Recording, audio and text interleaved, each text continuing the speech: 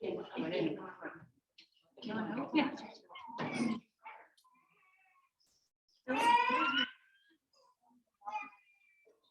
Okay, we good to go? My mom, All right, we're gonna get started.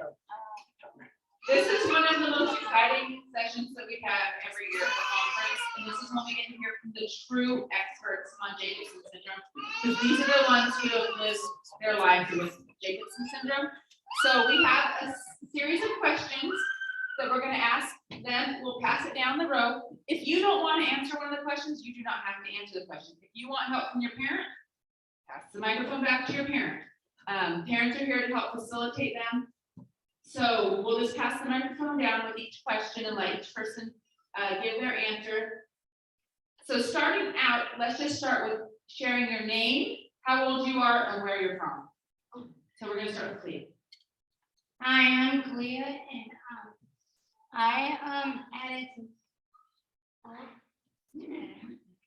since I was born, and I'm 93 years old, and I had it since I was 5, and when I knew I had the Jacobson, I was really like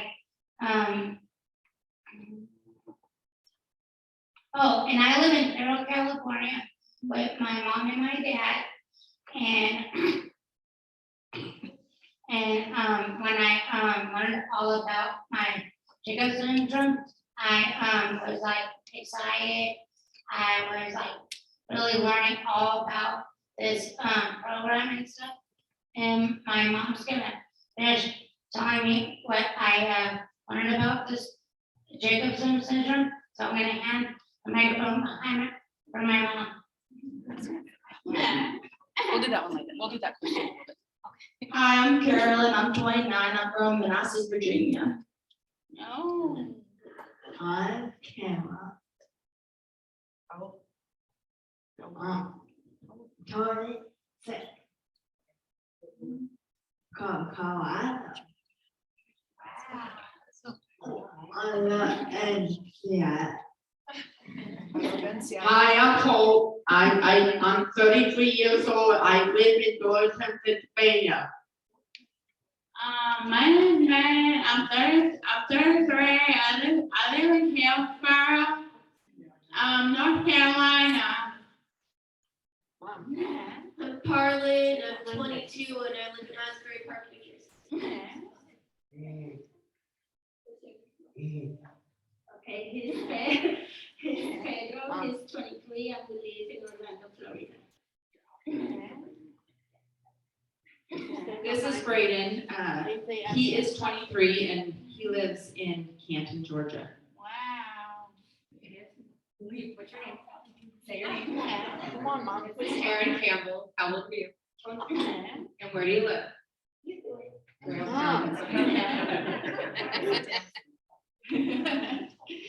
Okay. So our first question is, what has been the hardest part about growing up with Jacobson syndrome? Do you want to answer that, Erin? You don't want to answer? Braden's hardest part about growing up with Jacobson syndrome, I don't know if he's had too many hard parts. He lives a pretty happy and blessed existence. He's a pretty happy, I say kid, he's not a kid. He's a pretty happy adult. And I think his hardest part might just be on the doctor's appointments. All right, we're gonna pass it on to Pedro. Yeah, I'm with Lindsay. He's a pretty happy boy. The hardest part for him is the labs. Every time they have to, anything with needles, injections.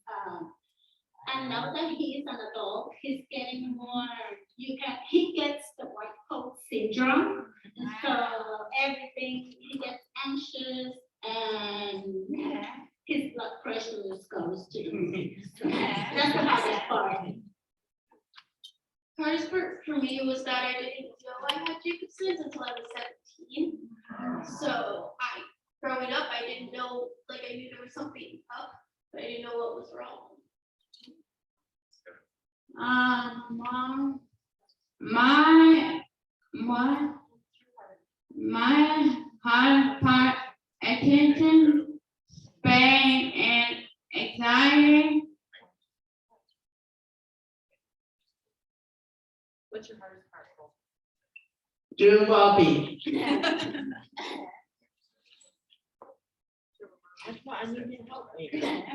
I would say Kara hasn't had a hardest part. She's the nicest person I've ever met, and she has no regrets, no anxiety, no depression, no coulda, shoulda, woulda. Wakes up a happy person every day and has a wonderful life. Yeah, loves sports. Oh, I love baseball. Football and basketball. I don't play basketball. Pass it on.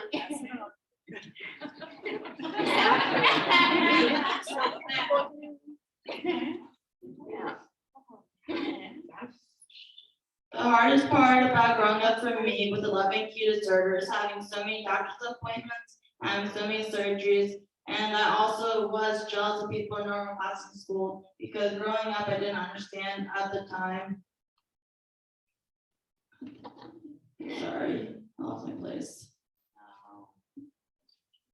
I didn't understand at the time why I was in special education and they weren't, but now it all makes total sense. Also, finding somewhere to live as an adult is really hard. And finding a good and fun summer camp to go to during the summers is hard to find. And finding fun activities to do during school year is really hard to find.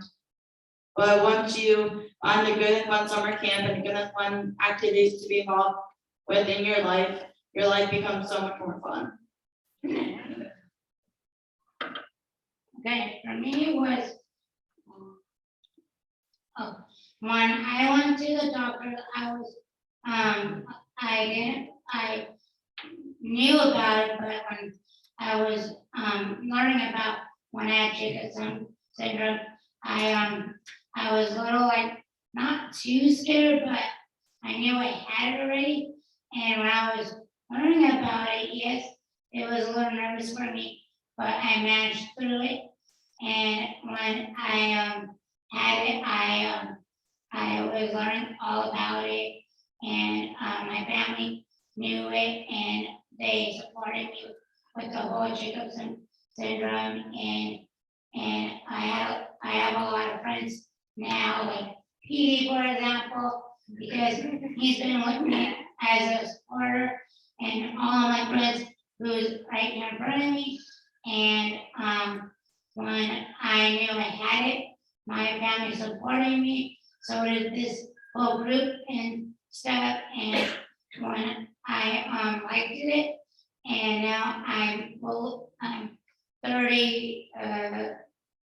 33 years old, and I just, whenever I come for this, when I come for the Jacobson syndrome, I really like talking out loud, and I'm very social, and I just like coming to these so I could like more learn about my Jacobson syndrome, and I'm very proud about it.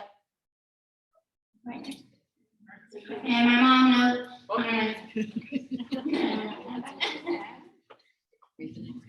You're gonna get the next question first anyway. And you were kind of going into it anyway. So our next question is, what do you want people to know about Jacobson syndrome? What do you want people to know? Okay. What I want to know about Jacobson syndrome, MSM. What I want to more know about Jacobson syndrome is, like, when I was growing up, I learned a lot. Like, I know when I was little, I managed it. I learned more experience. I can help little kids learn about when it's like a little nervous, but I managed about it. I learned in school. I help, like Petey, for example. I help some of the parents if they don't, like, if they need help, I can advise them and stuff like that. And I can really mainly help whoever needs help with this the Jacobson syndrome.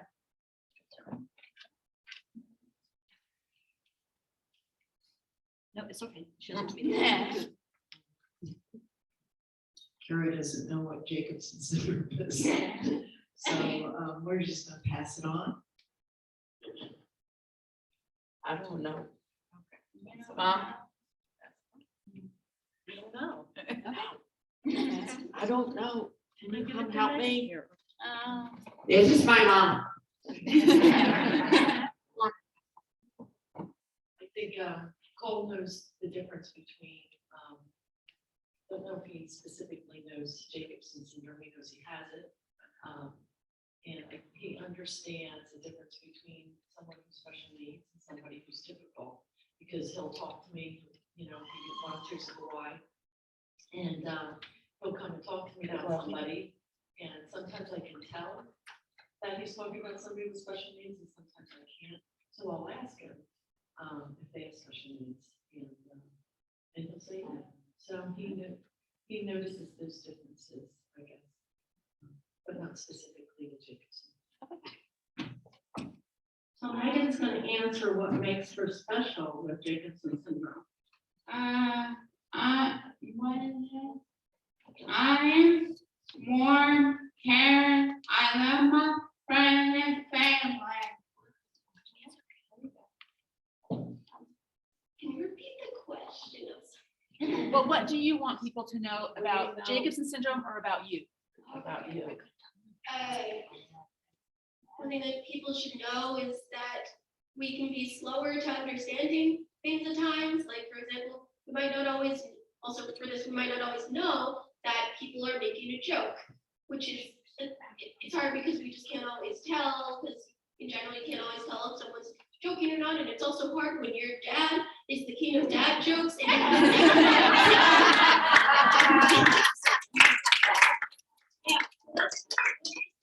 You can never tell if your dad is serious or if he's joking. So that's part of it.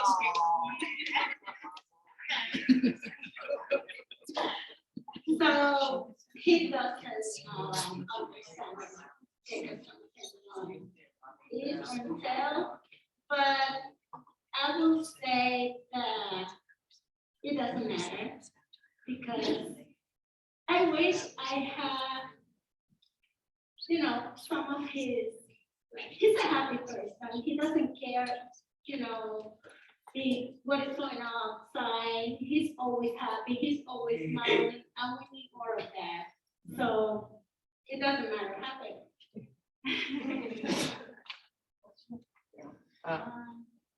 For Braden, I think the thing that we just always want people to know about his Jacobson syndrome, about him, is that it doesn't matter what his developmental level is. It doesn't matter what he's going through, that he is a valued member of our family and of our society, and we love him no matter what.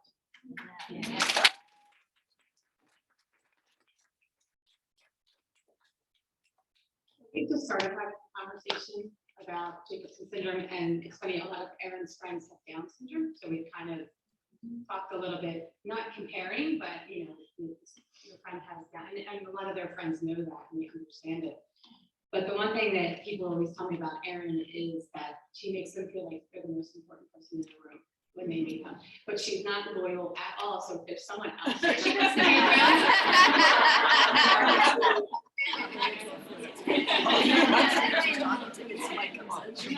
That's what I. Okay, what we want to know about now is a little bit about if you about your high school experiences. Like, what are your schooling experiences? Like, did you go to high school? You can tell us the name of the school you went to. If you're going to a program now, you can tell us about that. Just tell us a little bit about what you did in school and what you're doing now. Where did you go to high school? Central West, right? And what was the name of the program you were in after you graduated? Basically. He was in a paid program where they went out in the community and they volunteered. They would go to the YMCA and they had a lot of job opportunities and things like that. So it was a good experience. Braden graduated from high school. He got to stay till he was 22. So he stayed in his special education class until he was 22. And now he goes to a day program every day from 8:30 to 4:30. And they go out in the community, have fun, and it's very much like school. But he loves it. Yeah. Yeah, but Pedro was in the school the same until he was 22. Unfortunately, due to COVID, the last year was all Zoom. He didn't have many, ceremony or anything, but that's okay. Now he is in an adult program. He goes, for now, he's going only 3 days a week. And they say they go to the community, they go to the library, they go to the, where do you go? To the bowling, to the bowling alley. So hopefully the next year he's gonna start doing the work, job training. So let's see what's happened with that. I was homeschooled / unschooled until 2018, mostly unschooled. But since 2018, I've been going to Brookdale Community College, which is like 20 minutes away from our house, and it's one of the 3 colleges that my dad works at. And it's gonna take me 6 years to graduate, so I'm trying to graduate in 2024.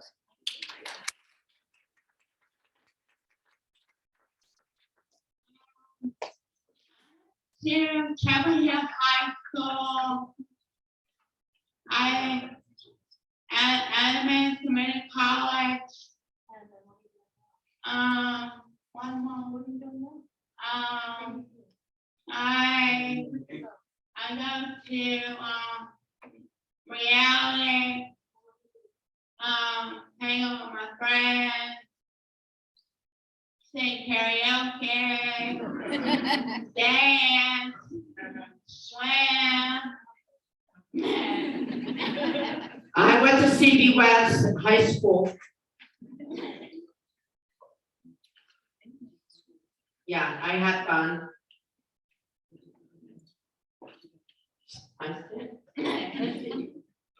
Lakeview, Doylestown Hospital.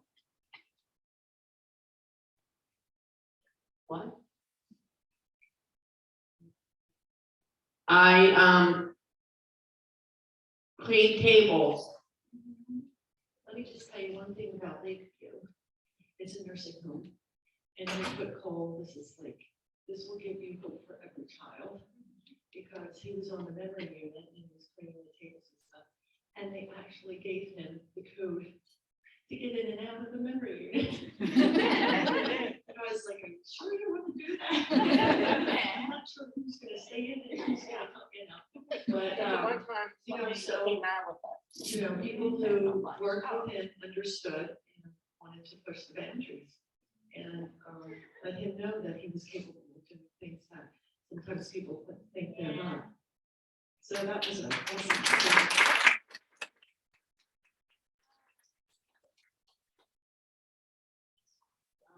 Jeff Quinn. Okay, Cherry Creek High School is Dr. Paul's alma mater. I lost him in the tennis match, 6-0, 6-0. Can't stand that. Beat you. We know where you, Smoky Hill, right? Yeah, I get Kara.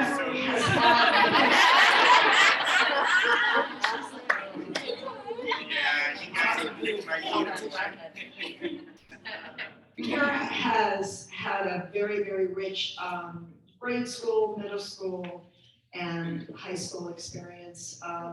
Grade school, she went to school with George Brett's kids in Kansas City and played football and basketball and softball with Robin Brett every day. There were 22 girls in each class and 4 boys, or 3 boys. And every day that I'd go up for lunch, Kara was outside playing with the boys. So that's where she gets her, no girly girl here, all sports. And then no girl, no dresses, no nothing. Then we moved to Denver and went into the Cherry Creek High School system, which was fabulous. Before Kara had her stroke at 15, she was playing major basketball with the regular basketball team and excelled at that. She had a 3-point swish that all the other little girls were running back and forth way too fast and missing the shots. And finally, the coaches said, get the ball to Kara. She made it almost every time. Yeah.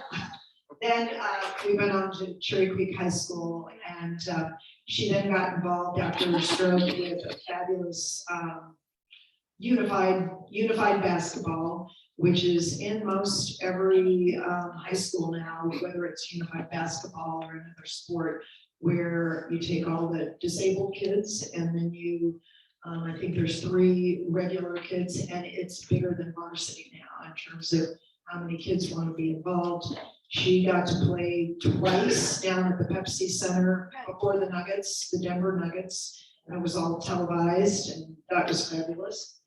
And now she's moved on to a wonderful school program for adults with disabilities called Wellspring. It's a faith-based group that started with a mother that had no place for her daughter to go after high school, started a little bakery in their home, moved to a church, and now there's well over 100 adults there, and they go out into the community, they garden, they work at a garden at the hospital, they do all sorts of things. Make art, make ceramics, sell it. She works at a coffee shop now and a thrift store, and she's just a happy camper. And gardening. Anyway, and one more thing I'd like to say, she loves going to the doctor office and she loves going to the dentist because they make her feel special. She's the only person that can say that.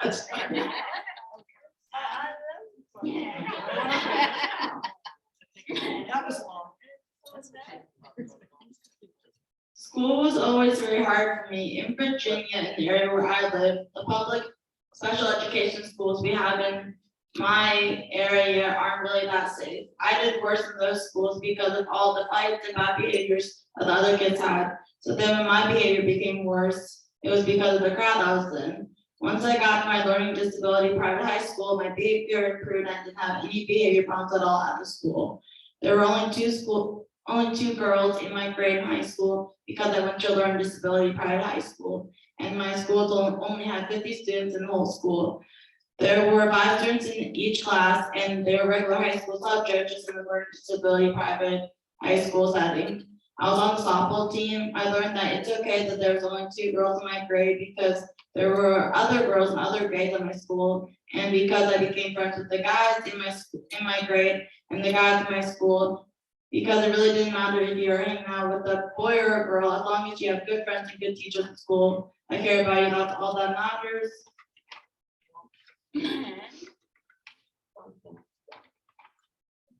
Now I'm at my church's Adult with Disability Day program, Monday through Thursdays, 9:33. And I log on my church's adult special needs Sunday school class called Friendship Club. And I love to be involved with our church's adult with special needs access ministry, where we get to do fun things on the weekends. And me, I went to Oakland High School and I was in special ed class with special ed kids. And what I did for fun was I learned math, science, and I did fun things. And I was a cheerleader. And when I was a cheerleader, it was a lot of fun. I helped out with varsity and JV. And I did a lot of fun things, and I did activities, I went to the library. I did part of for the kids and the grown-ups, where I helped out with the little workers who taught me for the kids area and the grown-ups area. And then my second job was working at Walgreens, and where you line up all the candies in front, and I did one time I worked at Walgreens, I did line up the sodas and put them straight in a line. And then what was the last one? Oh, I worked at the dentist, where I cleaned off the little tape, and I made sure every tape was clean, and I wore blue gloves to make sure I didn't touch anything had things on it. And I popped out my dentist thing, and then, was that the last job I had? And, that was the last job I had.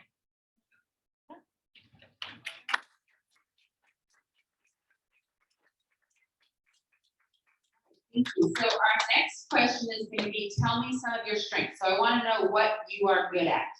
Tell me what you're good at. What I'm good at was when I'm. Okay, my new school is called CAA, and when was learning, before I went on break, I learned about science, and I learned about reading partners, and I learned about, sign language, and I learned about,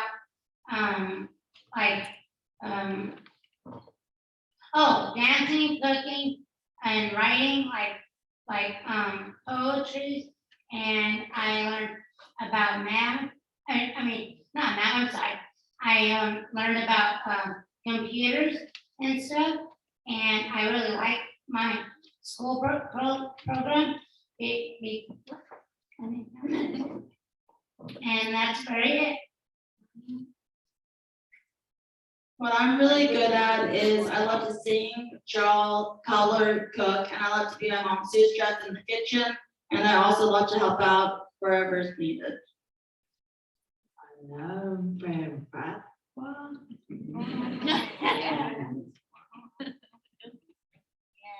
I would say Kara's strengths are her work ethic. She goes to work and they need to tell her one time what her job is, and she picks it all up.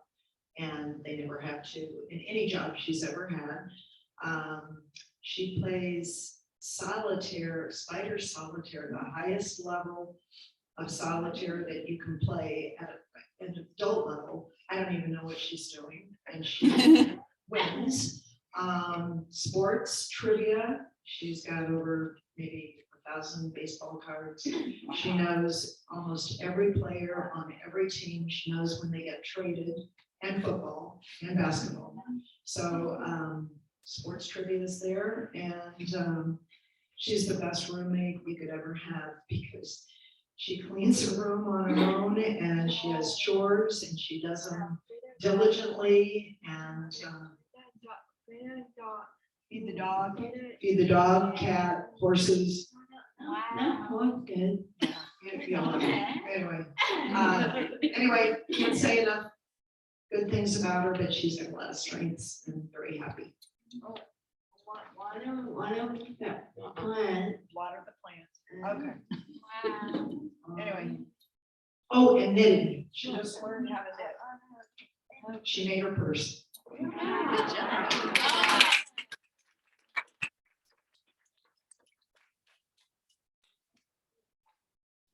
My strength is working hard. All right.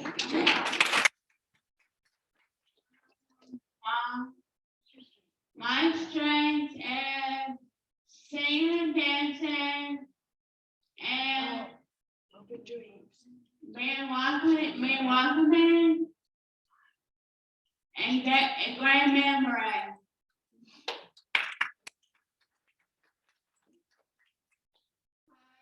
like singing and dancing, although I should take more dance lessons, and acting. I want to be an actress and a musician. I'm kind of already a singer, songwriter, and a writer, and I'm also a YouTuber. Ooh, like me.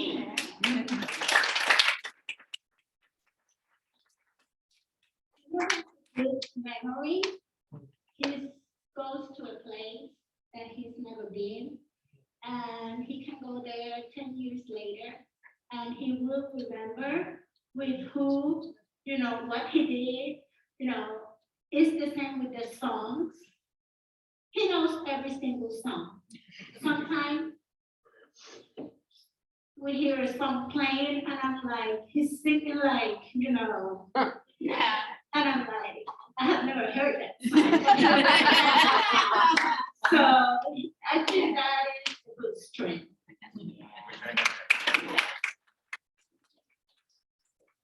Braden's strengths are, he also loves music and can remember a lot of songs. But I think his biggest strength is making people feel loved. He loves everyone. He's never met a stranger that he doesn't love.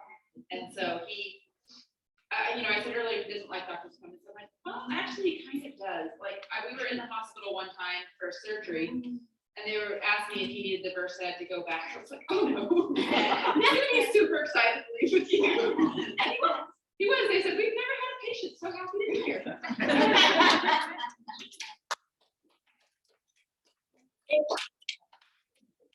Erin works at a bakery, so she is the #1 dishwasher. She's very good at that, but very similar traits. Memory, she's a human GPS. I will take her anywhere on a trip that she's been before. Because she has actually told me to go right by when I'm loves music, I think that's another trait.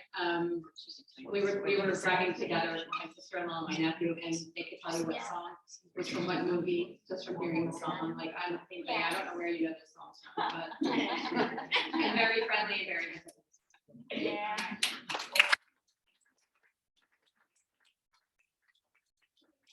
Okay, our last question, we're about to run out of time, so Are we done beyond Zoom? you are on Zoom. No, yeah. People can see you right and now. then the audience. Oh, you want a question from the audience? Yeah. Okay. What do you guys want? All right, what do you want? Can we have the mic without reading? How old were you when you learned that you had Jacobson syndrome? All right, how old were you when you learned that you had Jacobson syndrome? Or your parents? Your parents can answer, or if you don't. You can answer. I'll answer for Braden first. He doesn't really know, but he's grown up, understanding that he's a pretty awesome kid. So I think from a natural. I did say, I was 17 when I got that. Megan was almost 4 when we found out. Wow. And she thinks she's just like everybody else. She has great compassion for people and, loves everybody. Like's been said here, she's everybody's friend. What? I'm 33. We found out when Cole was 10, because we were told, we went to the geneticist when he was younger, and we were told he had Noonan syndrome, and, which is similar. And then Erin was born 10 years later, and when she was born, it was, oh my God, she looks like Cole. When she was 4 months old. And then we just figured that's probably what Cole had, so, and then that's when we had. Kara was 3.5, and the only reason she had a genetics test was her speech was delayed. She was, other than that, very physical, very active. Noticed all the other little kids were singing songs, a complete song, and she did not do that, but in every other way. So all through grade school, really, nobody ever really knew there was anything different about her.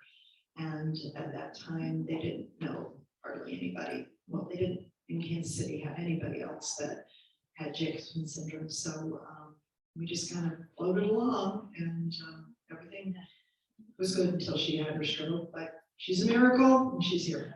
How old was she when she had her stroke? 15. And based on just talking with the doctor, hematologist, she had undetected high blood pressure. And unbeknownst to myself or any doctor that she had ever gone to, and when she had her stroke, her blood pressure was 230 over 190. So that was, that's probably what caused it. We still to this day don't know, or Paris Trousseau. But prior to that, the only thing, she had never been sick, even as a baby, never had a cold, nothing. She did have bloody noses, though, a lot, but that was typical for a young kid, and especially in Colorado. When I first got told, I was 14, but I didn't really understand what Jacobson syndrome was. My mom told me Fine. We went to a Jacobson conference in 2008, right after we learned about my 11q diagnosis. I just remember going to the 11q conference and meeting a girl my age, but I can't remember her name, and becoming friends with her and her mom, and going to SeaWorld and Disneyland, my parents, my sister's best friend. Yeah. When I found out, I was 10 years old. And that's all.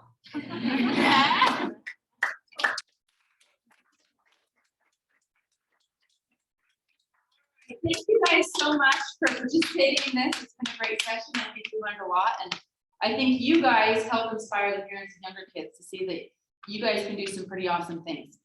So thank you for participating.